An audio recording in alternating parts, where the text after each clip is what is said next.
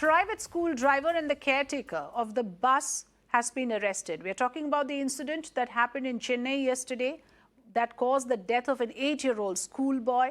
Now, these two individuals who were the adults supervising the school bus have been put to jail. The developments come after a second standard student in Chennai was run over by his school bus inside his school campus while he was trying to board the bus immediately after being dropped off. He was trying to get back into the bus to actually retrieve his belongings that he felt he had left behind. And that is when this tragic incident happened. Besides the driver and the caretaker, the school principal has also been booked. But we continue to question why accountability is not being fixed at the top, at the position of those who run these schools. And there are many who actually take it as some sort of a business to run high profitable schools, and there are hefty fees that are to be paid, remember, in many of these private schools. So we are questioning the systems that have been put in place to ensure the safety of a child. The case also brings into question the larger concern of whether the schools are sensitized towards the guidelines that have been issued by the top court. The deceased is an 8-year-old boy by the name Theeksheth. He's from Virugambakam, near Chennai in Tamil Nadu. His parents are private company employees. According to the police, now what we get to know, like I said, the sequence of events was absolutely clear in terms of how this happened. The bus, as it reversed, ran over this kid, which means there was nobody out there on the ground to ensure that the ground was free of any small kid as the bus was reversing. That itself is a big indictment of how the rules were flouted at multiple levels. And we are, of course, going to have a discussion around where responsibility must be fixed. The schools are free to charge the fees. They remain unsparing in many cases, even during COVID. The least the parents expect is that the school environment should be a foolproof system for child safety. That at the very least, one expects basic safety measures to be in place. So this incident has brought to light the fact that schools are not taking it seriously enough. So where do we fix responsibility? How do we ensure that this never happens again? For that, we will have a discussion with experts. With me today is also Mr. A. Sarvanan, who is spokesperson of the DMK, Mamta Sharma, advocate of the Supreme Court, and also joining us is Ansh Singh Luthra, also an advocate. Very warm welcome to all three of you. Thank you for joining us. I would like to first, begin by asking this question around who should we now actually question and fix culpability, because here is a case where you have the driver and the conductor put to jail, and they are the last people in this entire chain of people who are actually responsible to ensure safety of children. What do you suggest? Let me put that question to Ansh Singh Luthra first. Do you think that accountability must be fixed at the level of the school, at the level of the school education department, at the level of CBSE as well, that is responsible to monitor the systems that exist in schools?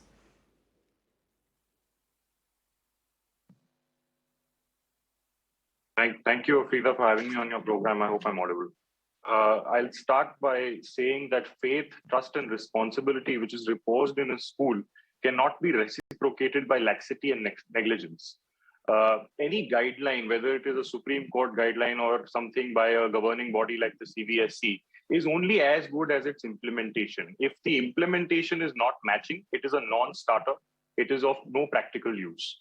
Now, to fix responsibility, as you opened your debate with, whether it is personal liability of the driver or the conductor, or of school management or of CBSE, it is important to establish two things. First is the causal nexus between the accident, the act, and the accused. And the second is whether there was any gross negligence on part of any of these parties, whether it is the driver, conductor, school, or CBSE. Coming to the driver, whether he had adequate training and experience, whether he was negligent in reversing the bus in question without a conductor, are important questions which will affix his responsibility. With respect to the conductor, whether he was there, whether he was supposed to be there or not, will affix his personal responsibility. Coming to the school, The minimum responsibility of a school in such a case would be to not let a child go back unescorted once he has entered the school premises. And I say this because the area where he went back, the area where buses are parked or reversed, is a dangerous area. A child is not equipped to understand the dangers of that area just by being there. He's not a mature adult who would understand that a bus could hit him or he could face any Why other the kind of guidelines danger. are there, isn't it? I mean, we are Absolutely, always absolutely. told that every school will have school buses and the buses reverse inside the campus. What is new about it? That now, is what true. the problem hence, is, there are specific guidelines. In fact, I was happy to note, and we will run those graphics as well on what the Supreme Court says. Give me 30 Every seconds, I'm area coming of to- risk is covered in those guidelines. It's just that they are not followed. Please continue. I'm just coming to that. So the minimum responsibility is of not letting the child be unescorted. The guidelines say that there has to be a attendant or a conductor, etc., while the child is being disembarked, embarked, etc., has to be of a certain age so that he is agile and helps the child in this respect, helps the bus driver, etc. So if the causal nexus is established between the conductor not being there, whether he was not there at all at that point of time, or whether a conductor was not appointed at all. Right now, the facts are not clear. So that, and whether it amounts to gross negligence, would put the liability on the school. Now, coming to CBSE, CBSE is a governing body. A CBSE's mandate is what kind of teachers have to be hired, how the exam process will be, what the day-to-day running of schools has to be taken care of the school management and not by the CBSE. If we stretch the role of CBSE to have their officials at each and every school looking after whether a conductor is there or whether a bus is there, a regulator cannot be expected to see implementation on the street on a daily basis. That has to be seen by the school management itself. And hence, I don't think CBSE Do you agree is that liable. when a board gives you the license, when it gives you the authority to come under the CBSE board, should it not also ensure that basic child safety protocols are in place before even granting a particular school the authority to conduct, to come under the CBSE ambit? So CBSE has a 2017 circular which governs how affiliations to schools take place, and Yes. they can disaffiliate a school if these protocols aren't complied with. Yes. But the final responsibility has to rest with the school management for every day-to-day affair. Okay, that's your point of view. I'm going to get a response from Mamta Sharma as well. But before that, let me quickly bring in our correspondent, because some of the important points that were raised here, I need a clarification from Mugilan, who's our correspondent in Chennai. Mugilan, at this point of time, a couple of issues are being pointed out. First, the fact that the school management is the immediate responsibility. No one else can be questioned in this. But we are also asking whether, in the larger picture, the state government, the school education department, all of these departments exist for what, if they cannot ensure the safety of a child in a school campus? Mugilan, in your understanding, where was the laxity that caused this incident?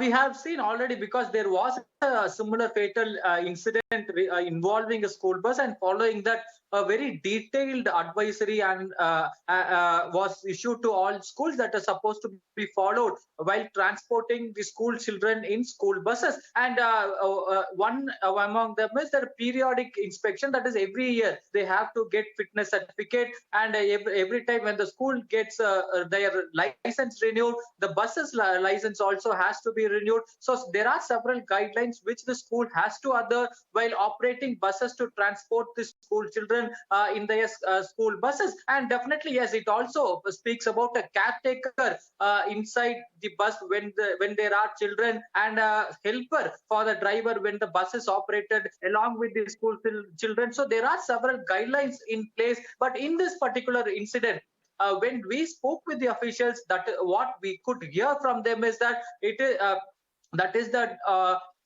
the 8-year-old boy have got down, and he once again tried to enter into the bus, but this was not watched or noticed by the driver and Not watched. the caretaker. Mugilan, I will interrupt you here.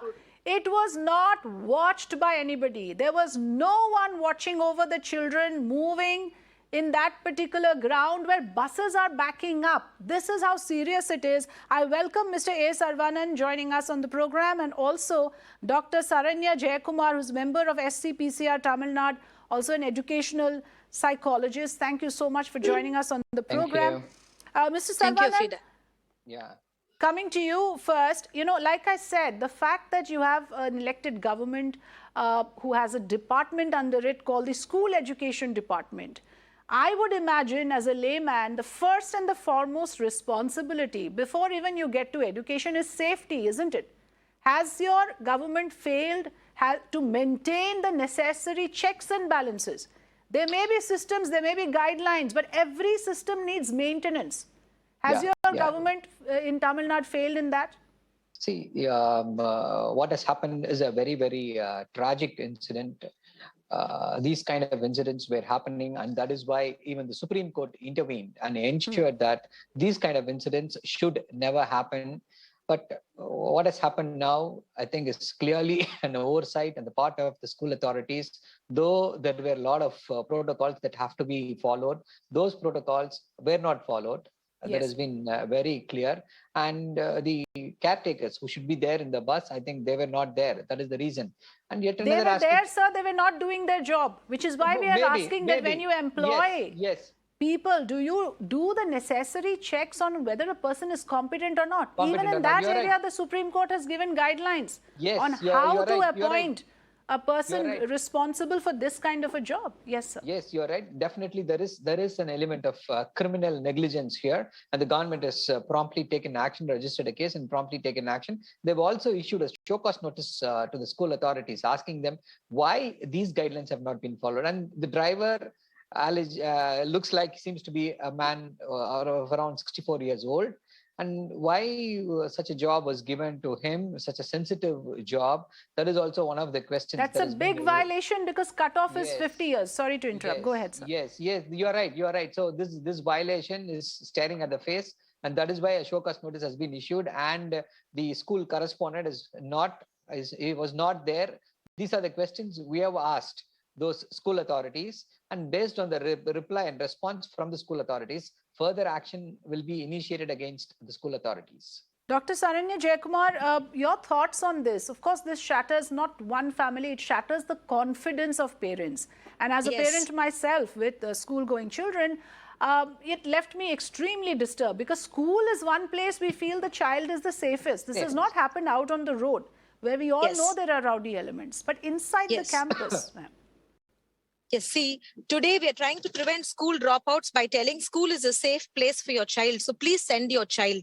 When a child is not taken care properly in school, it is very, very sad to see these incidents happening. As a mother of two daughters, it is really hurting to see a mother cry on national television telling her son is now dead with blood all over. It is very, very hurting. This is not just an accident, not just a motor vehicle accident. According to me, this has to be seen as a negligence.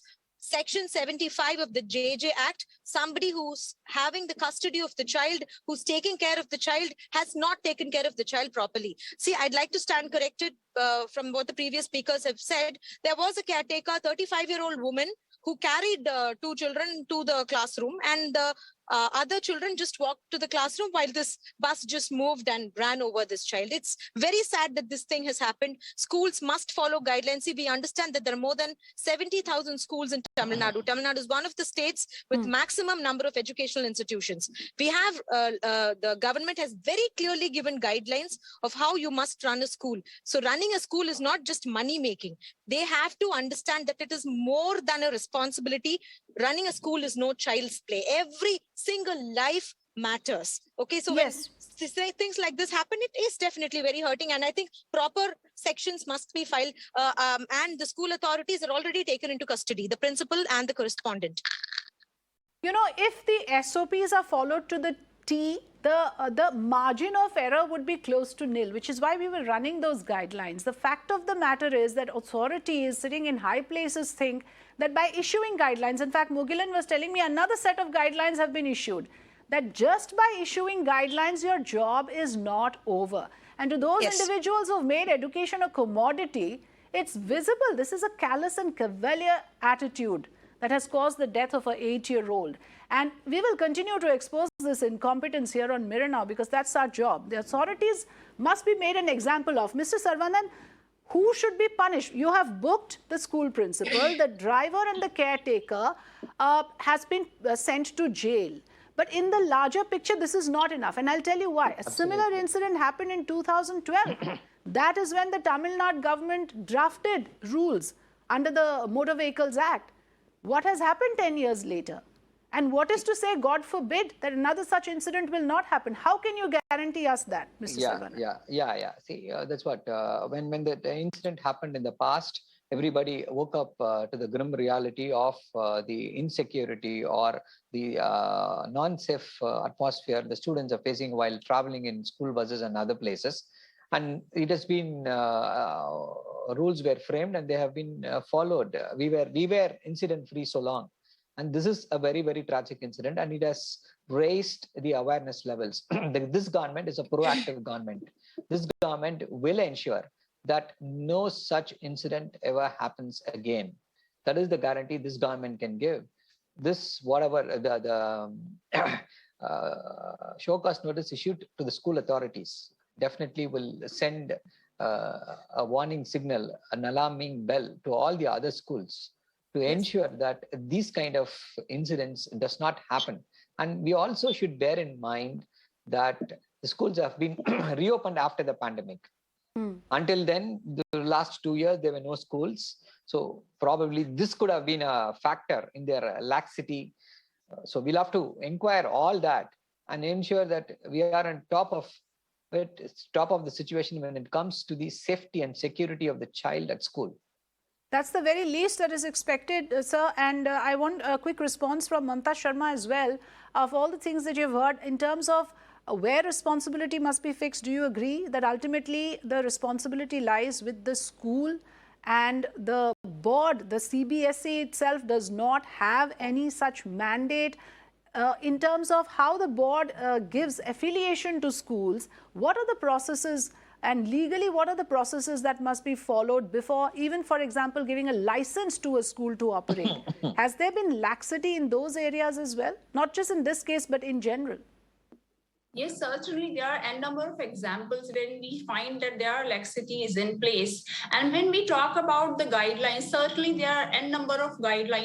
First, we talk about the guidelines. They were laid down in 1997 by the Supreme Court. Thereafter, CBSE by different circulars issued different guidelines. And in 2017 also, they issued detailed guidelines wherein they had an add-on that in addition to the affiliation guidelines, affiliation bylaws, and there are affiliation bylaws in place according to which they give the affiliation to the schools. So in addition to those guidelines, they implemented the Honorable Supreme Court guidelines also. But when we talk about implementation, how do we say that the guidelines are implemented until and unless the guidelines are implemented in true letter and spirit in the practical scenario also? And when we talk about the safety and security of the children, then there has to be a strict liability when we cannot say that we have to establish a nexus and we have to see who is at fault. If there is a wrong committed, then there has to be a liability. There cannot be any escape. And apart from that, when we talk about the criminal part, if we talk about the present offenses which are there, there are certain offenses like 279 IPC 337, 338 and 304A. If we look at the penalty which is prescribed, I would not say that it would act as a deterrent. And when we talk about CBSE as a regulatory authority, certainly they cannot escape at all from their liability, because if we talk about the guidelines, they specifically talk about that there will be certain feedback mechanism wherein on a timely period, feedback will be obtained from the children and their parents. There will be certain... It is absolutely shocking, ma'am, that there was nobody on ground to ensure that the ground was clear for this vehicle to back out. And this must not be the first time. It must be a regular thing for the school buses to reverse in this manner. It was just that fateful day that this child came under the wheels because the processes were not followed. I want to, in fact, like you said, the CBSE also does have a responsibility in this, which is why the NCPCR has issued a notice, has served a notice to CBSE as well, asking for an explanation. Let's listen in to the chairperson of NCPCR. Issuing notice to CBSE also to take action against the concerned school. We are observing that state authorities are not very sincere in sensitizing the drivers and the school staff and the management towards these guidelines. We have not contacted by any of them. In fact, we are issuing notice today. Mr. Luthra, so CBSE cannot shirk responsibility. The National Child Rights Protection Committee believes that the CBSE must also be pulled up. Where are the stringent measures that should be in place when it gives affiliation, and where are the checks and balances? I'd like to reiterate the mandate. We are confusing the mandate of CBSE over here and confusing it whether criminal liability lies on it or not. So the mandate of CBSE is to ensure good running of these schools, whether it is through hiring teachers, protocols, safety protocols, whether buses are of a certain color, whether there is a conductor or a guy or another teacher there to look after the children while they are disembarking or embarking. The CBSE is only to ensure that these guidelines are met or these protocols are met by the said schools. And if they are not met, of course, through a review, they can say that you are not affiliated to us in any way whatsoever. However, it will be wrong to stretch criminal liability, whether it is death by negligence or 279 or 304A, to CBSE officials. They are supposed to govern and they cannot be held liable for day-to-day affairs. Okay. Point taken. Thank you so much for joining us, Mr. A. Sarvanan, Mamta Sharma, Ansh Singh Luthra, and also our guest, Saranya Jayakumar, who shared all of you for sharing your views. Thanks very much.